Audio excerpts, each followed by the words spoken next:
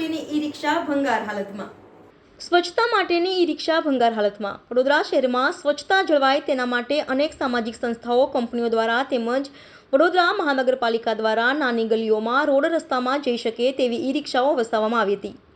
પરંતુ કર્મચારીઓ અને અધિકારીઓ દ્વારા આ ઈ-રિક્ષાઓ સાચવવા માટે નિષ્કાળજી રાખી, જેના કારણે અનેક ઈ-રિક્ષાઓ ભંગાર હાલતમાં થઈ ગઈ છે.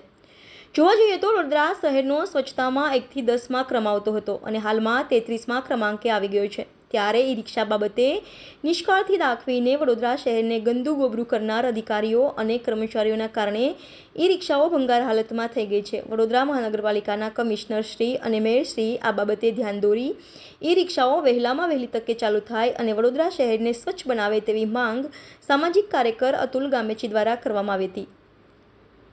Reporter Rahul Rajput, YNN news, Vadodara.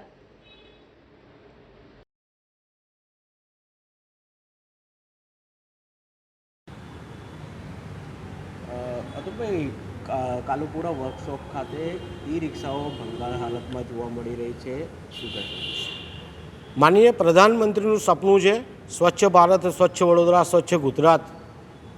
સાથે સાથે સ્વચ્છતા માટે ઘણા પ્રયાસો પ્રધાનમંત્રી દ્વારા કરવામાં આવે છે. ત્યારે વડોદરા મહાનગરપાલિકા વડોદરા શહેરમાં જે સ્વચ્છતા જળવાય છે એમાં 1 થી 10મો ક્રમાંક આવતો હતો. હાલમાં 33મો નંબર આવ્યો છે.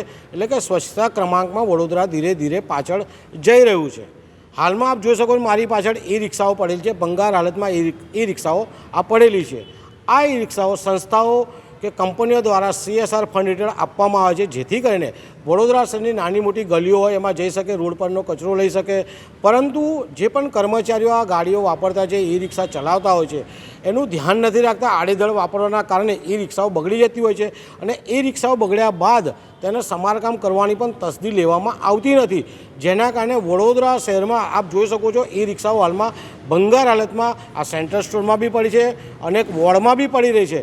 એટલે વડોદરા મહાનગરપાલિકાના જે અધિકારીઓ છે, જે કર્મચારીઓ છે, આ રિક્ષાની બેદરકારી રાખે છે, જેના કારણે રિક્ષાઓ બંધ થઈ હાલતમાં છે, ધૂળ ખાતી હાલતમાં છે. જે પણ અધિકારી હોય, જે પણ કર્મચારી હોય, આ એ રિક્ષાને સારી રીતે વાપરતા હોય તો વડોદરા શહેર સ્વચ્છતામાં હજુ પણ આગળ આવી શકે તેમ છે. પરંતુ અધિકારીઓ અને કર્મચારીઓની બિન આવડતના કારણે હાલમાં એ રિક્ષાઓ ધૂળ ખાતી હાલતમાં તમામ જગ્યાએ જોવા મળી રહી છે.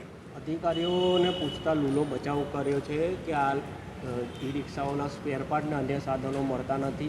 એટલે જે પણ અધિકારી આવો લૂલો બચાવ કરતા હોય તો કોઈ પણ કંપની જ્યારે સ્ટાર્ટ થતી હોય ત્યારે એની પોતાની મેન્યુફેક્ચરિંગ હોતું હોય, ત્યાં આગળ એમની ફેક્ટરી પણ હોય છે અને ત્યાં સાધનો પણ મળતા હોય છે. તો એમને પણ જાણ કરીને અથવા તો અન્ય જગ્યાએ જાણ કરીને સાધનો લાવીને વિકસાવવા જોઈએ અને એ રિક્ષાઓ ચાલુ કરવી જોઈએ. કોઈએ મફત આપ્યું છે એટલે મફત રીતે વાપરવાનું, મફત રીતે એનો ઉપયોગ કરવાનો અને બગાડીને મૂકી દેવું એક બહુ જ શરમજનક બાબત છે. કોઈ પણ કંપની CSR ફંડ હેઠળ આપતી હોય એ પણ આપણા વેરાના જ રૂપિયા ત્યાં આવતા હોય છે.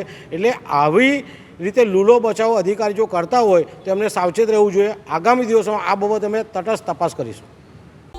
Subscribe now and press the bell icon. Never miss an update.